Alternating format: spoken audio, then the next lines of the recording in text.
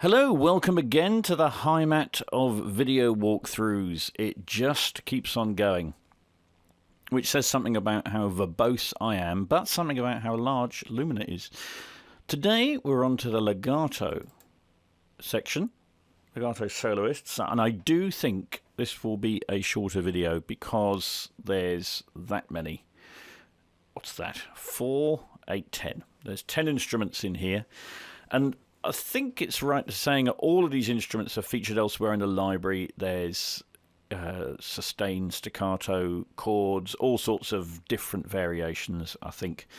And this is the legato that I think most people, well, I say that, I always gravitate to legato as a first port of call while playing a line, probably, unless it's something very unusual or short, obviously. But in any kind of flowing line, it goes to legato. I should lay my cards on the table at this point. If you know me from VI Control, I bang on about some things endlessly. Ask Jay Asher.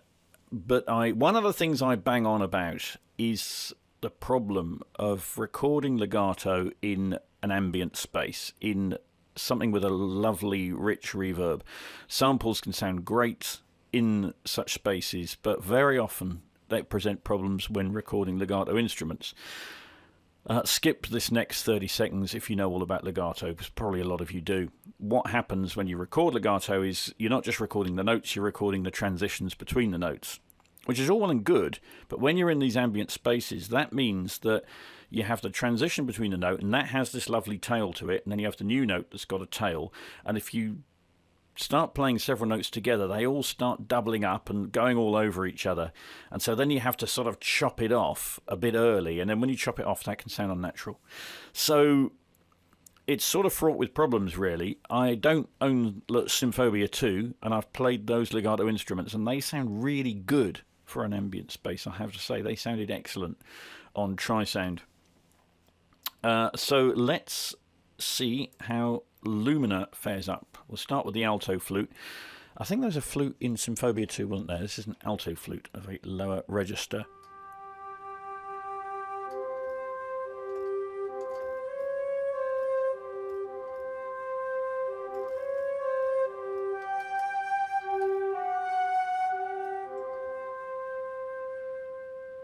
That sounds pretty nice, doesn't it? I'm riding CC1.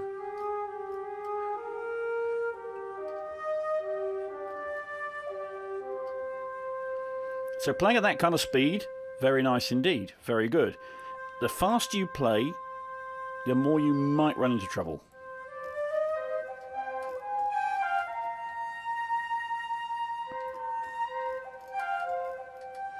Here there's sort of this strange kind of, you know, there's an unevenness about it, and I've heard that quite a bit from legato in ambient libraries, and so I hear it in some of these instruments, and in others it seems to work really well. And there's some parts that work really well with this, and some parts, perhaps not so well. Some of the instruments seem to have 2 velocity layers, or different articulations, rather. And some only have the one main articulation. I think this flute is one. Obviously, we're riding. I think there's some stuff going on there. You hear a more breathiness as well as volume. They don't loop instantly, they do run out.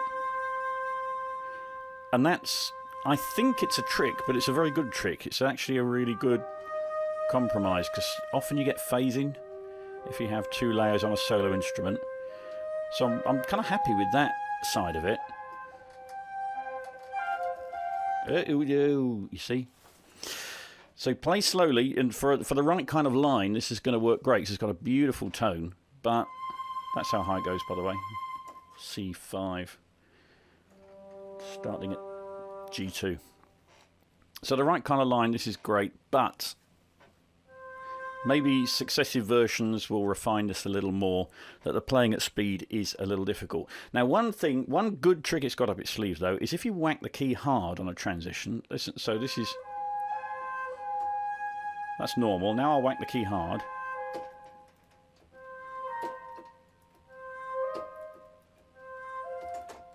You get this staccato. which is really effective actually if I can play. Oh, I didn't play right. Heavens above. Hear that? So when you, it's really high velocity level, quite high to 127, I think, that triggers that. But that's a really nice trick, and most of the conventional instruments have this.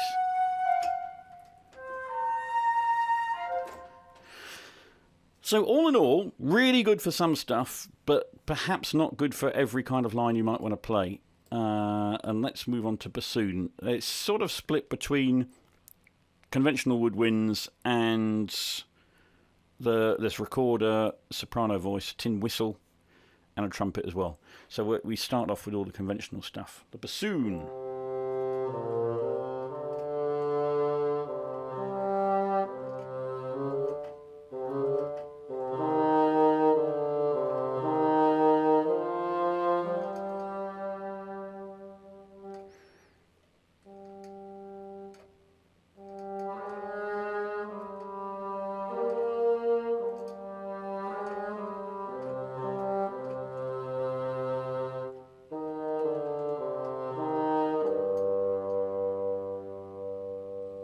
And most of that sounded nice to me.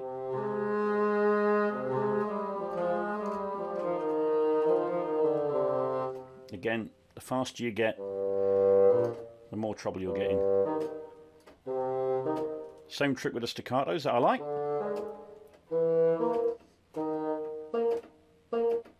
Something not right there, isn't there? Project Sam are really good at updates. Their older libraries have gone to version 1.3. Symphobia is now. We're on 1.1 for Lumina. So I'm hoping that we might find some of these little glitches that you hear sort of smoothed out as time goes on. Otherwise, that's pretty much it for your bassoon. Clarinet. Loading, loading. You get an idea. Again, I'm running, if you missed it in the other one, I'm running at 18, preload buffer of 18, which is less than the default.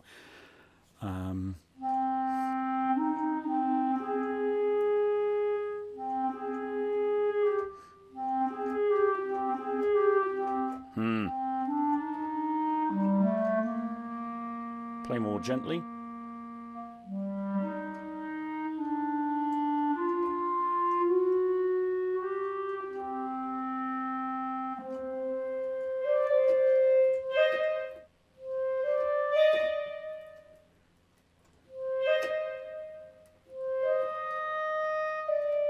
That's the difference between playing hard and soft with a staccato. And I think it's a good idea to hold that note, and you might need to go back and paint that in if you haven't. It sounds like, on that case, if I just take my hand off the release, there isn't a release trail because the staccato just stops when I release it. However, if you keep holding, it's very natural. So depending on what you're playing and how you're playing, you might need to go and do a little few tweaks there. That's what I haven't done. I'm an idiot. I haven't gone to the close settings on these, have I? So I'll do it on this one.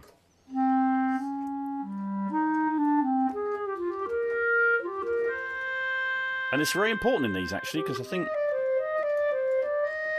if you're R-ing a few funnies, the close mics might well bail you out.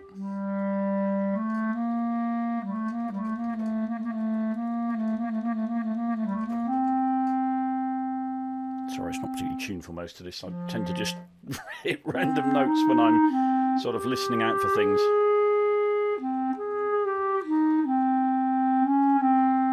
That's more even, isn't it, on the close? That's working a lot better for me. So if I was getting problems on a line, that's an option. Just go to close and use a bit of early reflection reverb and a bit of tail reverb.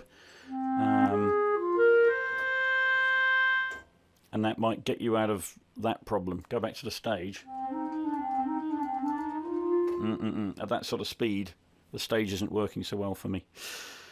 But all these have got gorgeous tones. So there's definitely going to be a place for them. It just might need a little bit of TLC and choosing the right sort of part to use this instrument. Oboe. That's gorgeous, isn't it?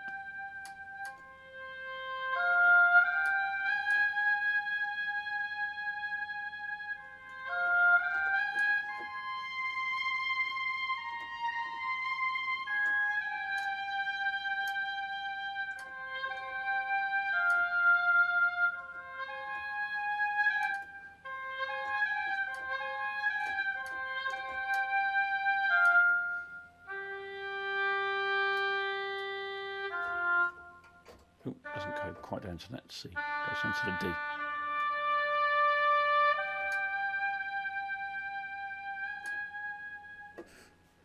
Whiz back onto the close for a minute. Most people probably wouldn't even do this. They just play it and it will sound great. But I'm just, one of those things I've got to think about is ambient legato.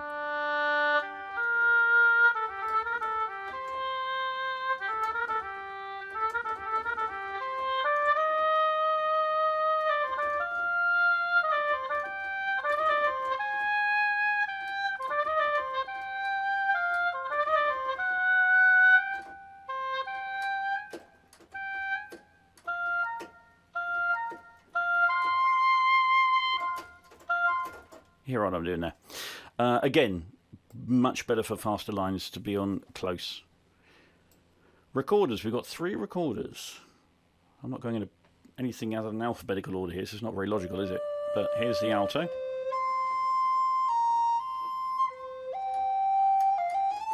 Oops.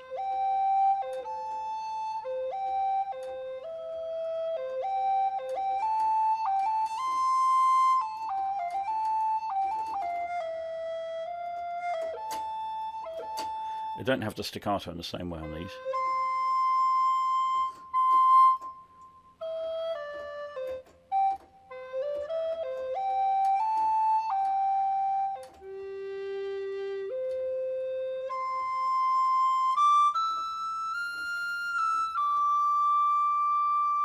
When I hear the recorder in that kind of context, I just think 16th century. Which probably isn't actually correct, is it?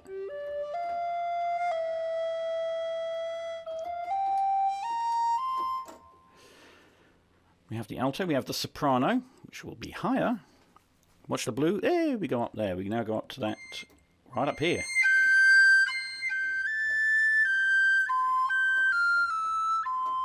And these are on close by default, aren't they?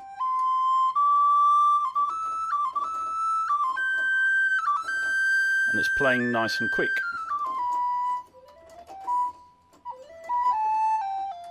Ah. Hey! Okay, that's pretty weird. Because I'm now not playing anything. I've broken it. Oh, I've broken it! I'm sorry, Project Sam, I've broken your instrument. Right, I've reloaded it.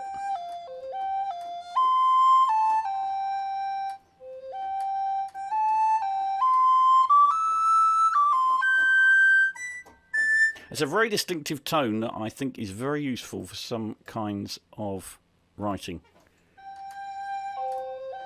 Ah, it's great in the stage, but I bet I won't be able to play so fast.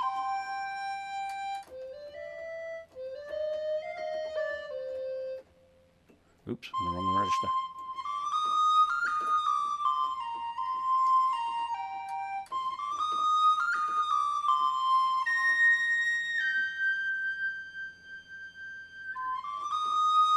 It's an old tune of mine. I still quite like that. It suits that instrument. And to complete them, we have the tenor, which goes all the way down to C3.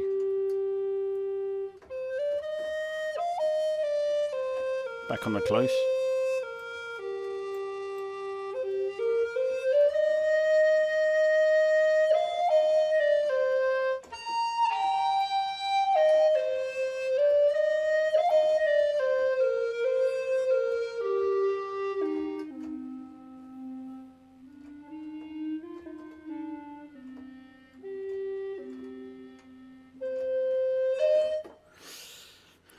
Soprano voice.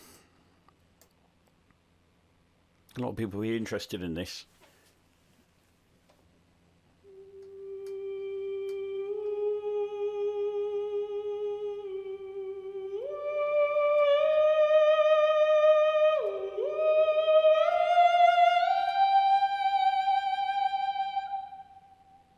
Again, it's not looped.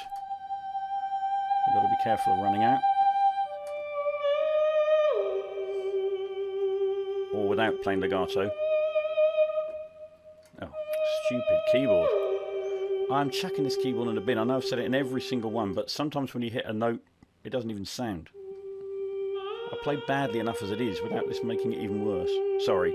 The voice, right, let's get back to the voice.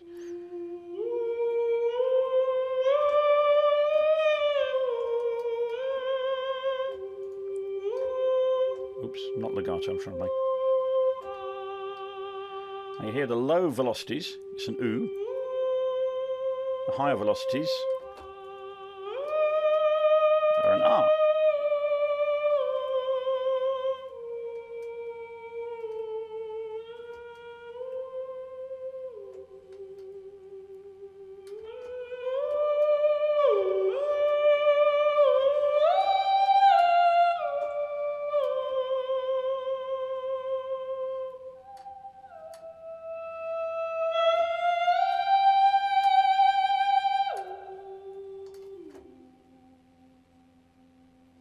Perfect for some things, is what I think about that. And some of these are featured in multis and give a good idea of context. Actually, you know, this next one, the tin whistle, the humble tin whistle, is probably my favourite of all of these instruments.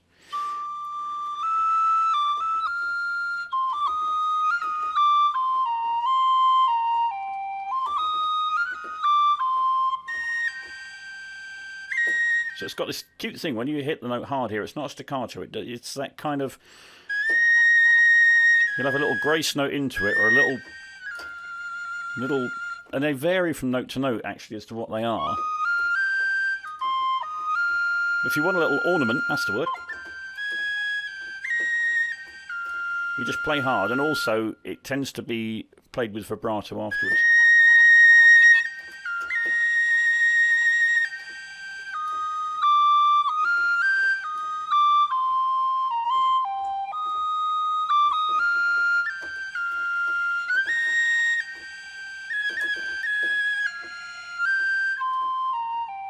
Sorry, it's meandering. I just end up playing the same patterns.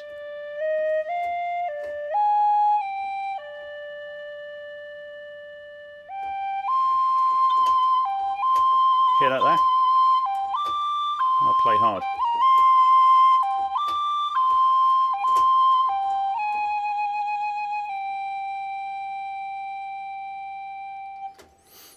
So you might, if there's a particular ornament you want or don't want, you might have to go and, again, play on a sort of, in the piano roll or the key editor to muck around with that. But if it's just playing naturally, it'll just sort of put a few things in. I think it sort of works for a hack like me. Now, trumpet.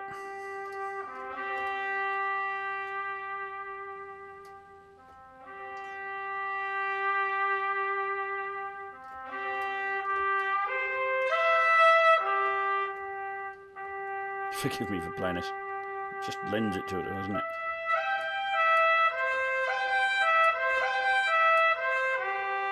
Again, I'm hearing a few notes go there.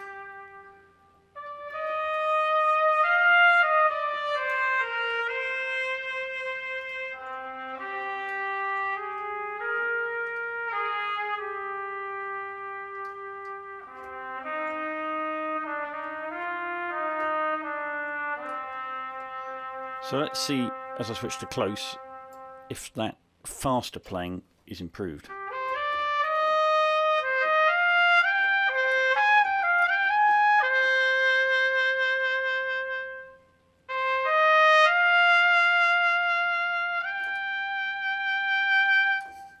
Right, there's just been a little edit there because I've just set up the auxes on here to demonstrate the setting up of an early reflection and a tail on this. So I'm on the close patch, right? Which clearly doesn't sound as beautiful as that natural space there. But when you play fast, I'm not happy with it anyway. So if you go to close, sound a lot more natural, but you haven't got quite so nice space. So to artificially do it, aux 1 I tend to have set in my contact instances to be early reflections. So it's a short sort of bloom that goes round it. So it doesn't, it's like as if the mic is getting further away. So I put a little bit of that in, and this is the tail, what we normally think of as reverb. There it goes, on for hours.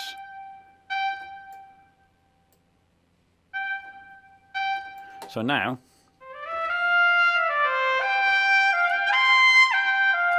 instantly I feel comfortable.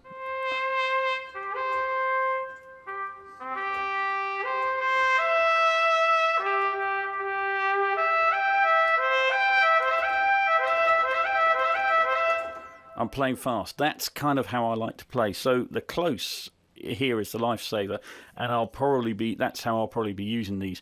I love the sound of the stage, but the drawbacks to me are just too annoying. However, in close,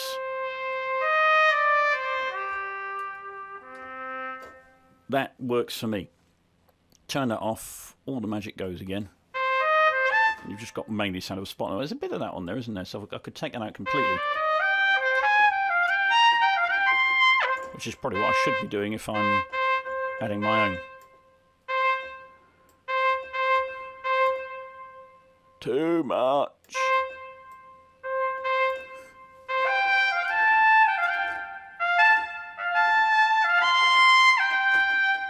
We've got the same staccato thing here.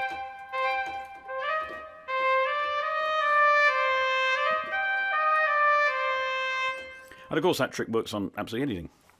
So we're going to rest on that. Okay, well, there you go. That's slightly less long than the other ones. But that gives you an idea of legato. In short, my general skepticism of ambient legato libraries I haven't been converted by Lumina. But the great flexibility of the mic positions mean that actually you've still got those really nice instruments, really nice programming and everything else.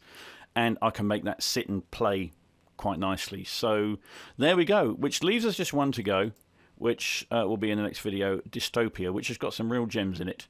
That at the bottom, by the way, I think is a quirk that Project Sam have ironed out. When mine downloaded, I think I had the 1.0 patches and the 1.1, and I've just dumped them all in here just in case you're thinking that's anything really exciting. It's not. Right, bye-bye, see you on the next one.